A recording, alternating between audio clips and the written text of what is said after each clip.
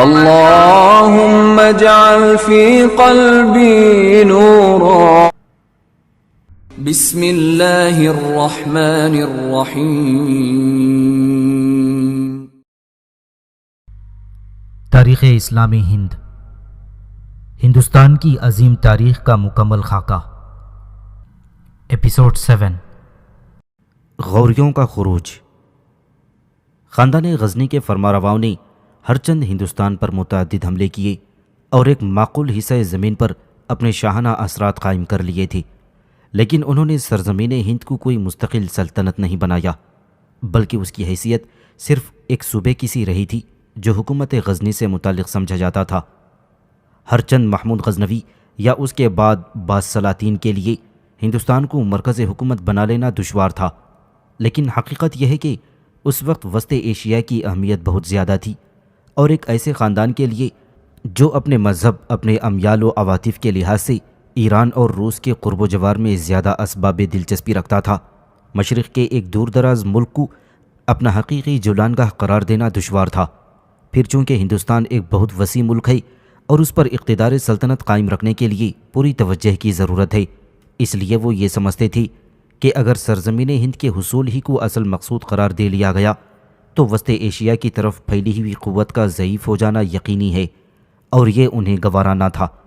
علاوہ اس کے محمود نے غزنی کو عروس البلاد بنانے میں ایسی معمولی محنت صرف نہ کی تھی کہ وہ اسے اجڑتا ہوا دیکھنا پسند کرتا اور وہاں کی رونق و شوکت کو ہندوستان کی آرائش پر قربان کر دیتا، علالخصوص ایسی حالت میں جبکہ یہاں کی آب و ہوا ابھی ان سرد ملکوں میں زندگی بسر کرنے والوں کے لیے زیادہ دلچسپ و خوشگوار نہ تھی. الغرض شمال ہندوستان کو غزنوی حکومت کے ماتحت ایک صوبے کی سی حیثیت اختیار کیے ہوئے 2 صدی کا زمانہ گزر چکا تھا کہ زمانے کے سیلاب نے ایک دوسری موج بلند کی، اور وہ نقش و نگار جو پہلی موج نے غزنی میں قائم کیے تھے مٹنے لگے تھے. تاریخ عہد غزنوی کے دیکھنے سے معلوم ہوتا ہے کہ سب سے بڑا خطرہ جس نے فرمانروایان غزنی کو سراسیمہ بنا رکھا تھا وہ سلجوقیوں کا تھا. لیکن قدرت کی ستم ظریفی دیکھیے کہ آخر وقت تک غزنوی بادشاہوں کو یہ معلوم نہ ہوا کہ ان کو تباہ کرنے والا سیلاب خود انہی کے اندر پرورش پا رہا ہے. غوریوں کا نشیمن. غزنی اور ہرات کے درمیان غور کی پہاڑیوں میں ایک قلعہ فیروز کوہ کے نام سے مشہور تھا، اور اس سنگستانی علاقے میں عرصے سے ایک جری افغانی قوم آباد تھی، اور قلعہ فیروز کوہ میں خاندان شور اس کا حکمران تھا. 401 ہجری یعنی 1010 عیسوی میں محمود غزنوی نے محمد بن سوری حاکم غور کو زیر کیا، جس نے خودکشی کر لی، اور اسی خاندان کے ایک فرد کو وہاں کا حاکم مقرر کر کے غورستان کو اپنا باجگزار بنا لیا. جب تک محمود زندہ رہا غورستان نہ صرف مطیع رہا بلکہ اس نے بہت سے بہادر اور قابل سپاہی بھی محمود غزنوی کی فوج کے لیے مہیا کیے تھے، لیکن محمود کے بعد جانشینان محمود کی کمزوری کی وجہ سے غورستان پر وہ تسلط قائم نہ رہ سکا، اور رفتہ رفتہ اس میں ضعف پیدا ہونے لگا. علاء الدین جہانسوز. سلطان بہرام شاہ غزنوی کے عہد میں قطب الدین محمد غوری، جو سلطان بہرام شاہ کا داماد بھی تھا، غورستان کا حاکم تھا. چونکہ قطب الدین درپردہ غزنی کی تسخیر کا اہتمام کر رہا تھا، اس لیے بہرام شاہ نے اسے غزنی بلایا اور ہلاک کرا دیا. اس کا بھائی سیف الدین بھی ساتھ تھا. یہ بھاگ کر غور پہنچا اور وہاں سے فوج فراہم کر کے غزنی پر حملہ کیا اور قبضہ کر لیا. چنانچہ بہرام شاہ کو غزنی سے بھاگ کر کرمان میں پناہ لینی پڑی. جب جاڑے کا زمانہ آیا تو پھر بہرام شاہ نے غزنی واپس لینے کی کوشش کی اور کثیر فوج کے ساتھ سیف الدین پر حملہ کر دیا، لیکن قبل اس کے کہ سیف الدین مقابلے میں آتا، اہل غزنی نے اسے گرفتار کر کے بہرام شاہ کے پاس بھیج دیا. بہرام شاہ نے اسے قتل کروا دیا. اس کی خبر دوسرے بھائی علاء الدین کو معلوم ہوئی جو اس وقت غور میں تھا، اور وہ ایک جرار لشکر لے کر غزنی پہنچا اور اس نے قتل عام کر کے سارے غزنی میں آگ لگا دی اور جہانسوز کے لقب سے مشہور ہوا. اس وقت ہندوستان کے حالات اس کے مقتضا تھی کہ یہاں پھر تاخت کا سلسلہ شروع ہو جائے، کیونکہ 1 صدی سے زائد زمانہ گزر چکا تھا کہ کہیں نہ کہیں شورش و ہنگامہ برپا رہتا تھا، اور غزنی خاندان کے آخری فرمانرواؤں نے پنجاب کو بہت کچھ اس کے حال پر چھوڑ رکھا تھا. اور یہ کہنا غالباً نہ درست ہوگا کہ ہندو فوج اور ہندو سرداروں نے انہیں بہت کچھ ہندوستانی بنا لیا تھا. غزنی، غور اور ہندوستان کا سیاسی تعلق.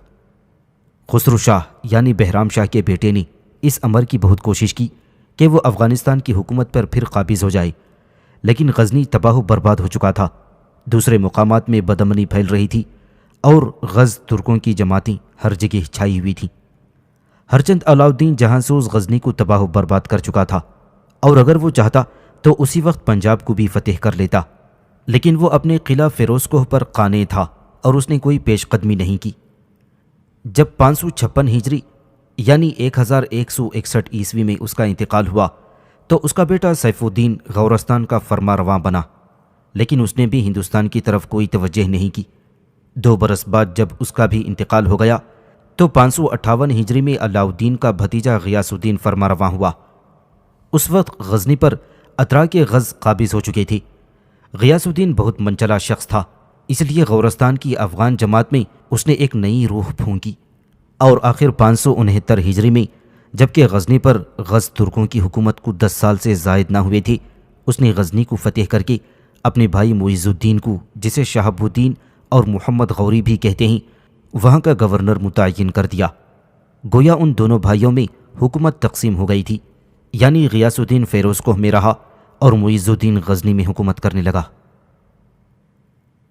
شہاب الدین غوری ہندوستان کی تاریخ اسلام میں معز الدین یا شہاب الدین محمد غوری کو جو درجہ حاصل ہے وہ بمشکل کسی دوسرے فرمانرواں کو حاصل ہو سکتا ہے، کیونکہ پہلا شخص جس نے ہندوستان کے اندر بیرونی حکومت کی مستحکم بنیاد قائم کی یہی تھا۔ اس سے 2 صدی قبل جس طرح محمود غزنوی نے مسلسل 30 سال تک ہندوستان کو اپنے قشون قاہرہ کا جولانگاہ بنائے رکھا تھا، بالکل اسی طرح شہاب الدین غوری نے بھی تقریباً 30 سال تک اپنی عزم ملوکانہ کا ڈنکا سارے ہندوستان میں بجایا تھا، لیکن فرق یہ ہے کہ محمود نے غزنی پر ہندوستان کو قربان کر دیا اور شہاب الدین نے عروس ہند کے لیے سارے وسط ایشیا سے منہ موڑ لیا تھا۔ شہاب الدین محمد غوری ہندوستان کا اولین فرمانرواں۔ شہاب الدین غوری کا اولین مقصد یہ تھا کہ وہ ہندوستان کے تمام اسلامی مقبوضات کو اپنے اقتدار میں لا کر ایک مرکز سے منسلک کر دے۔ چنانچہ اس نے سب سے پہلے دریائے سندھ کی طرف اقدام کیا اور 571 ہجری میں ملتان کو فتح کر کے قرامتہ کو وہاں سے نکال باہر کیا۔ اس کے بعد وہ نہل واڑہ گیا اور 577 ہجری تک سارا ہند دہلی تک اس نے فتح کر لیا۔ اسی اثنا میں اس کی فوج نے پشاور بھی لے لیا اور خسرو ملک غزنوی خاندان کے آخری فرمانروا نے، جو اپنی کمزوری کی وجہ سے لاہور میں جان بچائی پڑا ہوا تھا، اپنا کمسن لڑکا مع دیگر تحائف کے پیش کر کے تھوڑے دنوں کے لیے امن و سکون خرید لیا تھا۔ اس کے بعد 581 ہجری میں شہاب الدین غوری نے لاہور پر حملہ کیا اور دوسرے سال خسرو ملک کو قید کر کے فیروز کوہ کی طرف بھیج دیا، جہاں وہ 5 سال کے بعد مع اپنے بیٹے کے قتل کر دیا گیا۔ اب شہاب الدین غوری اپنے مسلمان رقیبوں کی طرف سے بالکل مطمئن ہو گیا اور ہندوؤں کی طرف متوجہ ہوا۔ اس سے قبل ہندو مسلمانوں کے تعلقات اس قدر بڑھ چکے تھے کہ تمام محکموں یہاں تک کہ فوج میں بھی ہندو بکثرت نظر آتے تھے، لیکن اب یہ پالیسی ترک کر دی گئی اور حملہ آوروں میں سوائے ترکوں اور افغانوں کے کوئی تیسرا عنصر شامل نہیں کیا گیا۔ شہاب الدین غوری اور پرتھوی راج کا مقابلہ۔ شہاب الدین غوری نے سب سے پہلے قلعہ سرہند پر حملہ کیا اور اس حملے نے ہندوستان کے تمام راجپوتوں میں ایسی آگ مشتعل کر دی کہ سب کے سب پرتھوی راج فرمانروائے اجمیر چوہان راجپوتوں کے سردار کے ساتھ شامل ہو گئے اور شہاب الدین کے مقابلے پر اپنی تمام قوتیں صرف کرنے کے لیے آگے بڑھے۔ دونوں طرف جوش اپنا اپنا کام کر رہا تھا۔ غیظ و غضب، غیرت و خودداری کے جذبات انتہائی نقطۂ عروج پر پہنچ چکے تھے کہ 587 عیسوی میں کرنال سے 10 میل کے فاصلے پر بمقام نارائن، جو کہ اسی میدان پانی پت کے ایک حصے پر جہاں ہندوستان کی قسمت کا فیصلہ بارہا ہوا اور ہونے والا تھا، دونوں فوجیں ایک دوسرے سے متصادم ہوئیں۔ اس میں شک نہیں کہ مسلمان افواج نے حد درجے بہادری سے کام لیا، لیکن حقیقت یہ ہے کہ راجپوتوں کا جوش بہت بڑھا ہوا تھا اور انہوں نے اس قدر باقاعدہ صف بندی کے ساتھ مقابلہ کیا کہ شہاب الدین اپنے میمنہ اور میسرہ سے جدا ہو کر دشمنوں میں گھر گیا۔ یہ ایسا وقت تھا کہ جری سے جری انسان کو بھی بدحواس ہو جانا چاہیے تھا، لیکن شہاب الدین مطلق مضطرب نہیں ہوا۔ اس نے تنہا پرتھوی راج کے بھائی رائے دہلی پر، جو ایک زبردست ہاتھی پر بیٹھا ہوا تھا، اپنا خارا شگاف نیزہ لیے ایسا سخت حملہ کیا کہ اس کے دانت ٹوٹ کر حلق میں چلے گئے۔ قریب تھا کہ شہاب الدین کے بھی وہی ٹکڑے ٹکڑے کر دیے جاتے اور زخم کھا کر وہ اپنے گھوڑے سے نیچے گر جاتا، لیکن اتفاق سے ایک خلجی سپاہی نے دیکھ لیا اور فوراً شہاب الدین کے پیچھے اس کے گھوڑے پر سوار ہو کر میدان سے بچا کر نکل گیا۔ اس واقعے سے مسلمان افواج کے قدم اکھڑ گئی اور شہاب الدین غزنی چلا آیا۔ شہاب الدین غوری کا دوسرا حملہ اور پرتھوی راج کا قتل۔ شہاب الدین کو اس شکست کا جس قدر رنج ہوا وہ اس سے ظاہر ہے کہ خواب و خور اس پر حرام ہو گیا اور 1 سال کا انتظار بھی اسے شاق تھا۔ آخرکار دوسرے سال اس نے 1,20,000 کی جمعیت سے، جس میں افغان، ترک اور ایرانی شامل تھے، پھر ہندوستان پر حملہ کیا۔ اس اثنا میں پرتھوی راج چوہان 1 سال کے محاصرے کے بعد سرہند پر قابض ہو گیا تھا اور نارائن کے میدان میں شہاب الدین کا منتظر تھا۔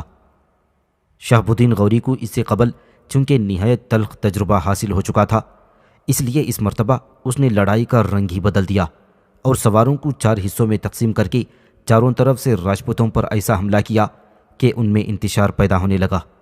عین اسی وقت اس نے ایک چال اور چلی کہ اپنے سپاہیوں کو حکم دیا کہ جب راجپوت حملہ کریں تو پسپائی کا اظہار کر کے ان میں زیادہ انتشار پیدا کر دیا جائے اور پھر پلٹ کر حملہ کیا جائے۔ اس ترکیب سے ہندو افواج بہت جلد تھک کر عاجز آ گئیں اور آخرکار انہیں ایسی شکست اٹھانی پڑی کہ مقابلہ کرنے کی ہمت نہ ہوئی۔ بہت سے راجپوت سردار مارے گئے اور پرتھوی راج بھی، جو ایک گھوڑے پر سوار ہو کر بھاگ گیا تھا، سرستی کے قریب گرفتار ہو کر قتل کر دیا گیا۔ یہ واقعہ 888 ہجری میں وقوع پذیر ہوا تھا۔ قطب الدین ایبک کے کارنامے۔ اس کامیابی کا یہ نتیجہ ہوا کہ اجمیر، ہانسی اور سرستی پر شہاب الدین غوری کا قبضہ ہو گیا۔ چنانچہ شہاب الدین غوری نے اجمیر میں وہیں کے راجا کے لڑکے کو حاکم مقرر کیا اور اپنے غلام قطب الدین ایبک کو ہندوستانی مقبوضات کا وائسرائے بنا دیا۔ چونکہ قطب الدین ایبک خود بے انتہا جری شخص تھا، اس لیے اس نے صرف اسی پر کفایت نہیں کی بلکہ میرٹھ، دہلی اور علی گڑھ کو بھی فتح کر کے اپنے مقبوضات میں شامل کر لیا، اور دوسرے سال خود شہاب الدین غوری نے راجہ قنوج کے خلاف فوج کشی کی۔ چنانچہ چھندواڑہ اور اٹاوا کے درمیان ساحل جمنا پر مقابلہ ہوا اور راٹھور راجپوتوں کو سخت شکست ہوئی۔ اب نہ صرف قنوج اور بنارس پر قبضہ ہو گیا تھا بلکہ گوالیار، بدایون، کالپی، کالنجر، بیانہ یعنی تمام شمالی ہندوستان کو بھی قطب الدین نے فتح کر لیا تھا۔ یہ حال تھا دو آبا اور اس کے اطراف و جوانب کا، لیکن دوسری طرف محمد بختیار خلجی نے، جو شہاب الدین غوری کا دوسرا غلام تھا، اودھ اور لکھنوتی کی طرف، جو بنگال کا دارالحکومت تھا، آگے بڑھ کر 593 ہجری میں بہار و بنگال پر قبضہ کر لیا، اور اس طرح ہندوستان کا انتہائی مشرقی حصہ بھی مسلمانوں کے اقتدار میں آ گیا۔ اگر شہاب الدین غوری صرف ہندوستان کے مقبوضات پر قانے رہتا تو بھی کم نہ تھا، لیکن وہ اپنے مرز یوم کی طرف سے بھی غافل نہ تھا، اس لیے اس نے خوارزم پر بھی حملہ کیا جہاں اسے سخت شکست ہوئی۔ 599 ہجری یعنی 1202 عیسوی اس کا نتیجہ یہ ہوا کہ ساری سلطنت میں بغاوت رونما ہوئی۔ ملتان نے اپنا فرما رواں الگ منتخب کر لیا، غزنی نے اپنے دروازے اس کی مخالفت میں بند کر لیے، کھکروں نے لاہور پر قبضہ کر کے پنجاب کو تباہ کرنا شروع کر دیا، اور سلطنت غور کے تمام پرزے ڈھیلے ہو گئے۔ شہاب الدین غوری کی ہمت و جرأت کی آزمائش کا یہ دوسرا موقع تھا، اور وہ اس میں بھی کامیاب ہوا تھا، اور بوقت تمام پھر ملتان و غزنی پر قابض ہو کر کھکروں کے فتنے کو دبایا۔ لیکن یہ استحصال بالکل عارضی تھا، اور کھکر جماعت اس کے خون کی پیاسی تھی، اس لیے 602 ہجری یعنی 1206 عیسوی میں ماہ شعبان کی 3 تاریخ کو انہوں نے بزدلانہ طریقے سے اس کے خیمے پر جا کر قتل کر دیا، اور آخرکار حکومت ہندوستان کا تعلق ہندوستان سے ہی رہ گیا، اور قطب الدین ایبک اس کے جانشین نے صحیح معنوں میں اولین فرمانروائے ہند ہونے کا فخر حاصل کیا تھا۔ شہاب الدین غوری نہ صرف جری، فراخ حوصلہ اور مستقل مزاج شخص تھا، بلکہ اس کے ساتھ وہ بے انتہا ضابط و متحمل بھی تھا، باوجود اس کے کہ اسے نہایت سخت سے سخت مصائب کا سامنا کرنا پڑا، اور راجگان ہند نے اسے اکثر حد درجے مشتعل و غضب آلود کر دیا تھا، لیکن میدان جنگ میں اس نے کبھی اس بیجا ظلم و ستم سے کام نہیں لیا جو وحشی اور ناشائستہ قوموں کا شعار ہے، یا جسے اسلام نے ممنوع قرار دیا ہے۔ ہندوستان کے نہایت سخت معرکوں میں وہ معرکہ بھی تھا جو راجہ بنارس اور شہاب الدین محمد غوری کے درمیان پیش آیا، لیکن حسب بیان کامل ابن کثیر معلوم ہوتا ہے کہ مسلمانوں نے باوجود شدت غیظ کے دوران جنگ میں اور باوجود فاتح ہونے کے جنگ کے بعد ایک عورت اور بچے پر بھی ہاتھ نہیں اٹھایا، لیکن شہاب الدین محمد غوری کبھی جبر و ظلم یا مکر و فریب کو روا نہیں رکھتا۔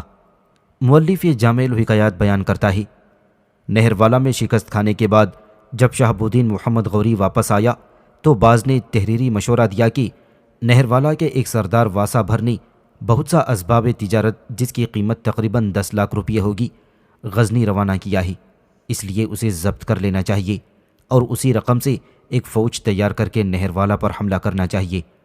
شہاب الدین غوری نے اس تحریر کی پشت پر جواب لکھا، یہ انصاف کے خلاف ہے، میں ایسا نہیں کر سکتا۔ یورپ جسے اپنی تہذیب و شائستگی پر اس قدر ناز ہے اور جو مشرقی فرما رواؤں کو جور و ظلم کا مجسمہ قرار دینے میں ذرا باک نہیں کرتا، کیا وہ اپنے عہد تہذیب و شائستگی کی کوئی ایسی مثال پیش کر سکتا ہے جس میں اس قدر رواداری سے کام لیا گیا ہو؟ جنگ طرابلس اور جنگ بلقان میں جو مظالم عورتوں اور بچوں پر کیے گئے ان کا مقابلہ کرنا چاہیے شہاب الدین غوری کی جنگ بنارس سے، جس میں ایک عورت اور ایک بچہ بھی ہلاک نہیں کیا گیا، اور حال کے عظیم الشان اصول حرب کو سردار نہر والا کے واقعے سے مطابق کر کے دیکھنا چاہیے کہ مخالف ملک کی تجارت کو تباہ و برباد کر دینا، وہاں کے مال و اسباب پر قبضہ کر لینا اولین اصول قرار دیا جاتا ہے، حالانکہ شہاب الدین غوری اب سے 8 صدی قبل کے عہد تاریخ میں بھی اسے روان نہ رکھتا تھا۔ چونکہ اسے اپنی زندگی بھر صرف حرب و قتال سے واسطہ رہا، اس لیے وہ ان فنون کی طرف متوجہ نہ ہو سکا جو حالت امن و سکون میں نشو نما پاتے ہیں، اور اس کے علاوہ یوں بھی خاندان غور کو نصف صدی سے بھی کم ہندوستان سے واسطہ رہا، اور یہ زمانہ جو بہت قلیل بھی تھا اور شورش و ہنگاموں کی وجہ سے ملک کے لیے ناقابل اصلاح بھی اسی حال میں گزر گیا۔ خاندان غلام قطب الدین ایبک 602 ہجری سے 607 ہجری بمطابق 1206 عیسوی تا 1210 عیسوی۔ قطب الدین ایبک جس خاندان کا اولین فرما رواں ہے اسے خاندان غلام اس لیے کہتے ہیں کہ وہ شہاب الدین محمد غوری کا غلام تھا۔ چونکہ شہاب الدین محمد غوری کی کوئی اولاد نرینہ نہ تھی، اس لیے وہ غلاموں کی پرورش و تربیت کا بہت شائق تھا۔ اگر کوئی شخص شہاب الدین محمد غوری سے لاولد ہونے پر تعصف کرتا تو وہ جواب دیتا کہ کیا یہ ہزاروں ترکی غلام میری اولاد نہیں ہیں؟ ان غلاموں میں سے 4 نے بہت شہرت حاصل کی۔ قطب الدین ایبک نے دہلی میں، تاج الدین یلدوز نے غزنی میں، ناصر الدین قباچہ نے سندھ میں، اور محمد بختیار خلجی نے بنگال میں۔ بعض مورخین لکھتے ہیں شہاب الدین نے ان میں سے بعض کو داماد بنایا تھا۔ قطب الدین ایبک کو صغر سنی کی حالت میں ایک تاجر ترکستان سے نشاپور لایا اور ابن عبدالعزیز قاضی فخر الدین کوفی کے ہاتھ فروخت کر دیا۔ قاضی صاحب اولاد ابو حنیفہ میں سے تھی اور علماء و فضلاء اثر میں ان کا شمار ہوتا تھا۔ چونکہ اس عہد میں غلاموں کو بھی مثل اولاد کے سمجھا جاتا تھا، اس لیے قاضی فخر الدین نے اپنے لڑکوں کے ساتھ قطب الدین ایبک کو بھی مکتب میں بٹھا دیا۔ چونکہ فطرتاً بہت ذہین اور جفاکش تھا، اس لیے تھوڑے ہی عرصے میں وہ علوم متداولہ سے آگاہ ہو گیا، اور جب قاضی فخر الدین کا انتقال ہو گیا تو ایک تاجر نے معقول قیمت دے کر قطب الدین کو مول لے لیا اور تحفتاً سلطان شہاب الدین غوری کی خدمت میں پیش کیا، اور رفتہ رفتہ اس نے اپنے حسن خدمات سے شہاب الدین کو اپنا گرویدہ بنا لیا اور بتدریج ترقی پا کر وائسرائے ہند کر دیا گیا۔ لفظ ایبک کی تشریح۔ طبقات ناصری کے حوالے سے فرشتہ، طبقات اکبری اور تمام مورخین نے اس کے ایبک کہلائے جانے کی یہ وجہ لکھی ہے کہ اس کے ہاتھ کی چھوٹی انگلی ٹوٹی ہوئی تھی، لیکن ہم اسے صحیح نہیں سمجھ سکتے کیونکہ ایبک کا لفظ قطب الدین ہی کے ساتھ استعمال نہیں ہوا، بلکہ بہت سے لوگ ایبک کہلاتے تھے۔ ایبک حقیقتاً ترکوں کا ایک خاندان ہے، جیسا کہ غالب لکھتا ہے اس کے معنی ہیں چاند کا سردار۔ چونکہ ترکوں میں یہ خاندان نہایت حسین خاندان تھا، اس لیے اسے ایبک کہنے لگے۔ ایبک کا ترجمہ طبقات ناصری نے لفظ شل سے کیا ہے، حالانکہ یہ صحیح نہیں ہے۔ لفظ ایبک مرکب ہے ای اور بک سے۔ بک کے معنی ہیں سردار، اور ایگ ترکی میں کہتے ہیں چاند کو۔ اس امر کا ثبوت یہ ہے کہ یہ اے اور بک سے مرکب ہے۔ علاوہ اس کی ظاہری ترکیب کے قطب مینار دہلی سے بھی ملتا ہے، جس پر لفظ ایبک ملا ہوا نہیں بلکہ اے اور بک الگ الگ منقوش ہے۔ بہرحال قطب الدین ایبک ترکی نسل تھا اور علاوہ جمال ظاہری کے حسن سیرت بھی بدرجہ اتم رکھتا تھا۔ صاحب طبقات ناصری نے لکھا ہے کہ قطب الدین نہایت جرح بادشاہ تھا اور سخاوت میں تو اسے حاتم ثانی کہنا چاہیے۔ اس میں وہ صفات حکمرانی پائی جاتی تھیں جو اس وقت مشرق و مغرب کے کسی بادشاہ میں نظر نہیں آتی تھیں۔ اس کی اس فیاضانہ فطرت نے سارے ہندوستان کو اس کا مطیع بنا دیا، یہاں تک کہ ایک شخص بھی اس کا دشمن نہ تھا۔ شہاب الدین محمد غوری نے اس کی بلند نظری اور عالی حوصلگی کا اندازہ اول کیوں کر کیا۔ اس کے متعلق مورخین نے بیان یہ کیا ہے کہ ایک شب شہاب الدین محمد غوری نے محفل طرب قائم کی اور فرت مسرت کے عالم میں تمام حاضرین کو بیش بہا انعامات دیے۔ ان انعام پانے والوں میں قطب الدین ایبک بھی تھا۔ جب محفل ختم ہوئی تو قطب الدین نے جو کچھ زر و جواہر درہم و دینار پایا تھا سب کا سب ادنا خادموں کو تقسیم کر دیا اور ایک پیسہ بھی اپنے پاس نہ رکھا۔ صبح کو جب یہ خبر سلطان کو معلوم ہوئی تو اس نے قطب الدین کی اس ادا کو بہت پسند کیا اور اسی وقت طبقہ عمرہ میں اسے شامل کر لیا۔ اس کے بعد اس نے بہت جلد ترقی حاصل کی، یہاں تک کہ میرا خوری کے عہدے پر مامور ہو گیا اور پھر رفتہ رفتہ ہندوستان کا وائس رائے ہو کر خود سلاطین غور نے اسے سلطان ہند تسلیم کر لیا۔ اس میں شک نہیں کہ اس کا زمانہ سلطان شہاب الدین محمد غوری کی معیت میں اور نیز خود مختار بادشاہ ہونے کے بعد بھی زیادہ تر حرب و جنگ میں بسر ہوا تھا، لیکن اسی کے ساتھ اس نے اپنے ذوق علم کا بھی کافی ثبوت دیا اور سینکڑوں مساجد تعمیر کرائیں جو نہ صرف درس مذہبی بلکہ تعلیم علم و فنون کا بھی مرکز تسلیم کی جاتی تھی۔ جب غیاث الدین محمد غوری کے بیٹے نے قطب الدین کے لیے چتر بادشاہی اور خطاب سلطانی ہندوستان روانہ کیا تھا اور قطب الدین تخت دہلی پر بیٹھا تو اس نے اس قدر دادہش کی کہ لک بخش کے نام سے مشہور ہو گیا، اور بہاؤالدین جو اس کے عہد کا مشہور فاضل تھا اسے ان الفاظ میں تعریف کرنے پر مجبور ہو گیا کہ اے بخشش لک تو جہاں آوردہ، کان راکف تو کار بجان آوردہ، از رش کف تو خون گرفتہ دل کان، وزلع البہانہ درمیان آوردہ۔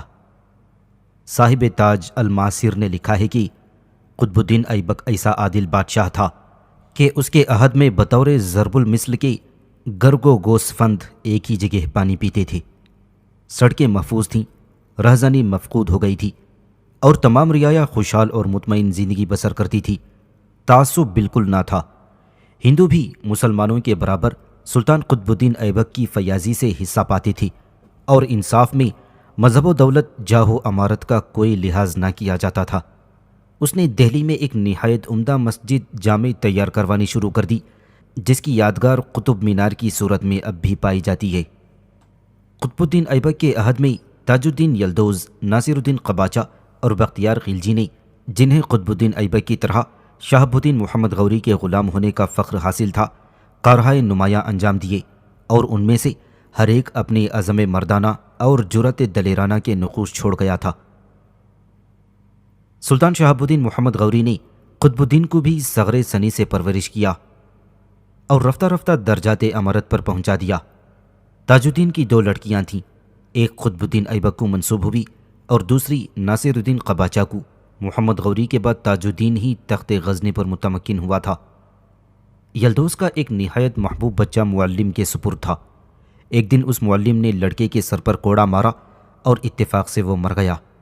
جب یہ خبر یلدوز کو پہنچی تو اس نے معلم کو بلا کر کچھ نہیں کہا اور سفر خرچ دے کر تاکید کی کہ قبل اس کے کہ لڑکے کی ماں کو یہ خبر ہو تم یہاں سے علیحدہ ہو جاؤ اور کہیں اور چلے جاؤ۔ اس سے یلدوز کے حسن سیرت اور بلندی فطرت کا اندازہ اچھی طرح ہو سکتا ہے۔ ناصر الدین قباچہ علاوہ اپنی شجاعت و جرأت کی قیاست و تمیز میں بھی خاص شہرت رکھتا تھا۔ صوبہ سندھ اس کے سپرد تھا جہاں اس نے 22 سال تک حکومت کی۔ اس زمانے میں بہت سے معرکے پیش آئی اور ہر ایک کو اس نے اپنے بزم و کرم اور احسان و انعام سے اپنے لیے آسان بنا لیا۔ جب چنگیز خان کے فتنے نے خراسان و غزنی کے اکابر کو سراسیمہ کر دیا تو یہ سب کے سب قباچہ کے پاس پناہ گزین ہوئے اور اس نے نہایت دریا دلی سے اپنے خزانے کا منہ ان لوگوں کے لیے کھول دیا۔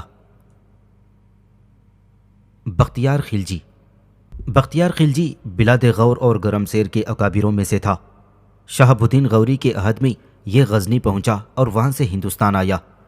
یہ شخص اپنی اصابت رائے اور سخاوت و شجاعت میں بہت مشہور تھا۔ اس نے لکھنوتی میں ایک شہر کی بنیاد ڈالی اور اسے دارالسلطنت بنایا۔ اس نے مسجدیں، خانقاہیں اور مدارس کثرت سے تعمیر کروائی۔ قطب الدین ایبک اس کے مردانہ عزائم کی بہت قدر کرتا تھا۔ الغرض شہاب الدین محمد غوری کے تمام غلام حقیقی معنوں میں اہل ثابت ہوئے، اور اگر انسانی صفات پر ابتدائی تربیت کا اثر پڑ سکتا ہے تو ہمیں اس باب میں صرف شہاب الدین محمد غوری کی تعریف کرنی چاہیے، جس نے اپنے غلاموں کو بالکل اولاد کی طرح رکھا اور ان کی تعلیم و تربیت کا وہی اہتمام کیا جو ایک حکمران کی اولاد کے لیے کیا جاتا ہے۔ پھر خصوصیت کے ساتھ یہ واقعہ کہ ہندوستان میں سب سے پہلے سلطنت کی طرح قطب الدین ایبک نے ڈالی۔ اس کا امتیاز حقیقتاً محمد غوری ہی کو حاصل ہے، کیونکہ ایبک اسی کا غلام تھا اور اسی کی نگرانی میں وہ ہندوستان کے اندر قصر حکومت تعمیر کرانے کی قابلیت حاصل کر سکا تھا۔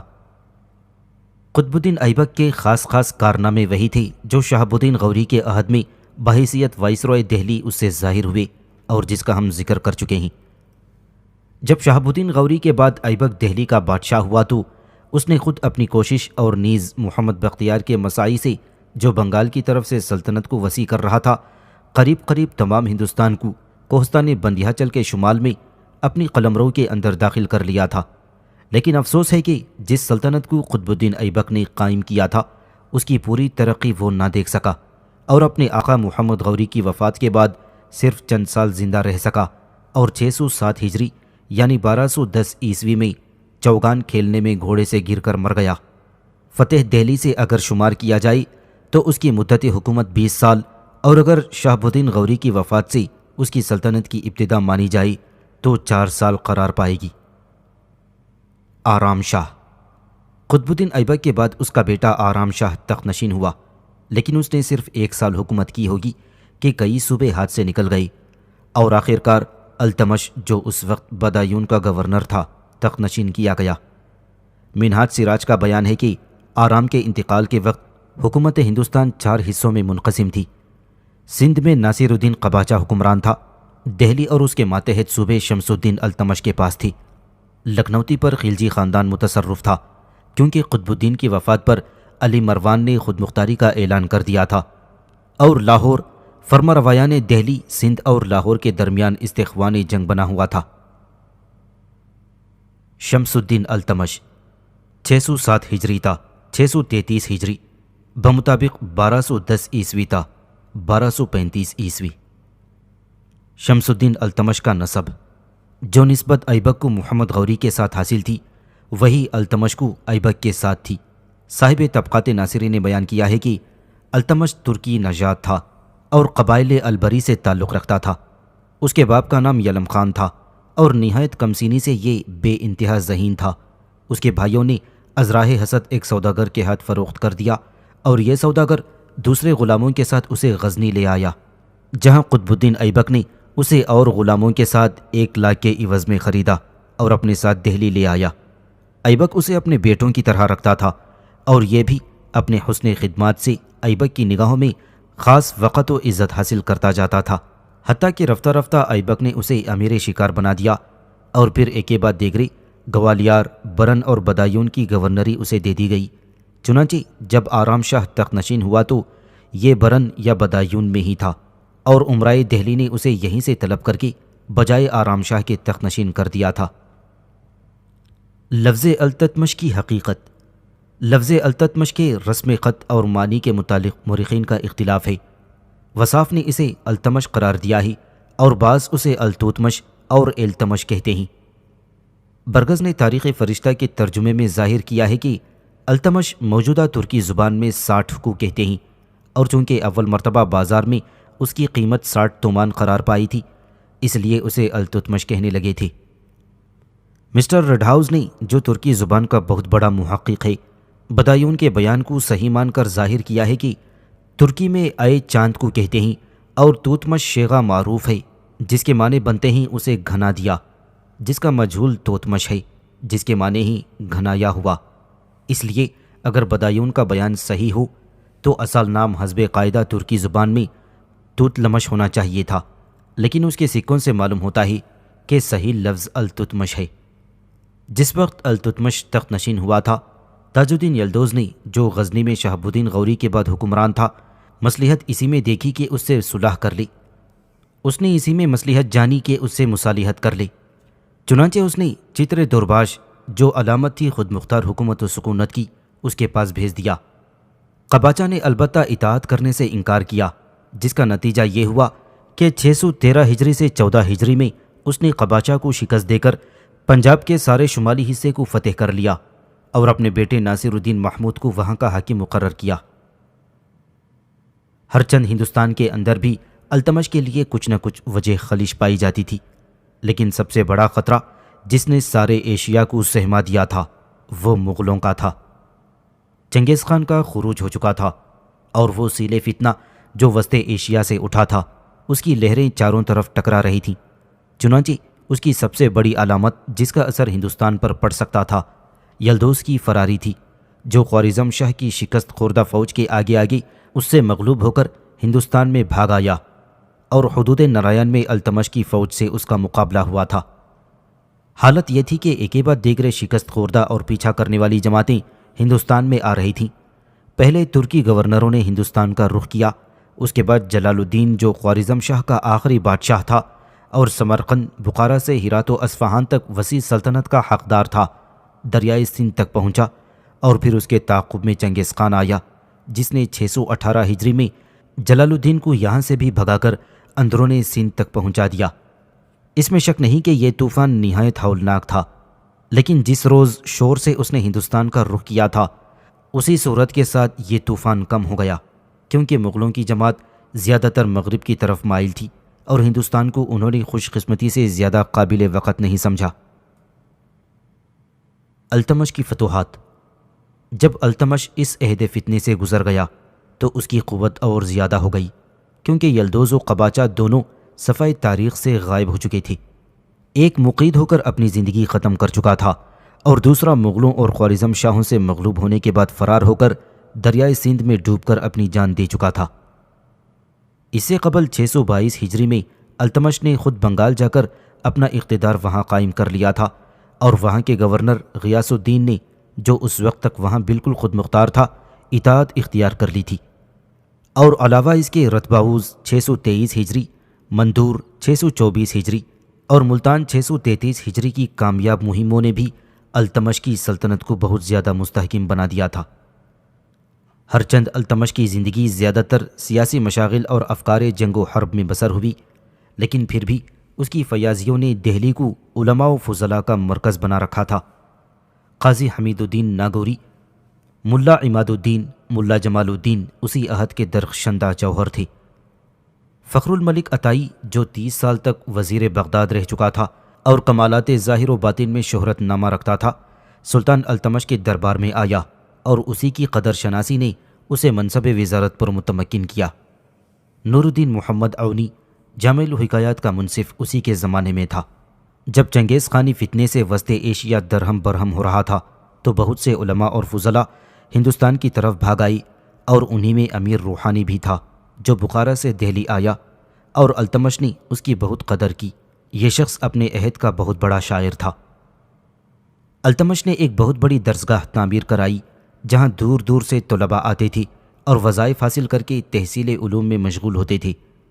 فیروز شاہ تغلق 1 صدی سے زیادہ زمانہ گزرنے کے بعد اپنی فتوحات فیروز شاہی میں اس مدرسے کا ذکر کرتے ہوئے لکھتا ہے، مدرسہ سلطان شمس الدین التمش مسمار ہو چکا تھا، میں نے دوبارہ اس کی تعمیر کرائی اور سندل کے دروازے لگوائے، علاوہ اس کے ستون، صحن، گنبد وغیرہ کو بھی از سر نو تعمیر کروایا گیا۔ اسی سلسلے میں فیروز شاہ تغلق نے اس تالاب کا بھی ذکر کیا ہے جو حوض شمسی کے نام سے مشہور ہے۔ فیروز شاہ تغلق نے اس کی مرمت کروائی اور پانی آنے کے جو راستے مسدود کر دیے گئے تھے ان کو بھی صاف کروایا۔ ابن بطوطہ نے لکھا ہے، شمس الدین التمش بڑا صالح اور عادل بادشاہ تھا، داد رسی کی طرف اسے خاص توجہ تھی، چنانچہ اس نے حکم دے دیا تھا کہ سوائے فریادی اور مظلوم کے اور کوئی شخص رنگین کپڑے نہ پہنے۔ چنانچہ جب وہ کسی کو رنگین ملبوس میں دیکھتا تھا تو سمجھ جاتا کہ اس پر ظلم ہوا ہی، اور فوراً بلا کر اس سے حالات دریافت کرتا۔ انصاف کرنے کے لیے وہ شب و روز ہر وقت مستعد رہتا تھا۔ اس نے محل کے دروازے پر 2 شیر سنگ مرمر کے رکھی اور ان کے گلے میں 2 آہنی زنجیریں ڈال کر اس میں گھنٹیاں لگا دیں۔ جب کوئی مظلوم رات کو آتا تو زنجیر کو جنبش دیتا اور سلطان فوراً قصر سے باہر نکل کر اس کی فریاد سنتا تھا۔ 639 ہجری میں خلافت عباسیہ نے ہندوستان کو ایک مستقل اور جداگانہ سلطنت تسلیم کر کے جامع خلافت سلطان التمش کے لیے روانہ کر دیا تھا، اور اس نے حد درجے فخر و مباحات کا اظہار کر کے جامع عباسی کو قبول کیا اور تمام امرائے دربار کو خلعت و انعامات سے سرفراز کیا۔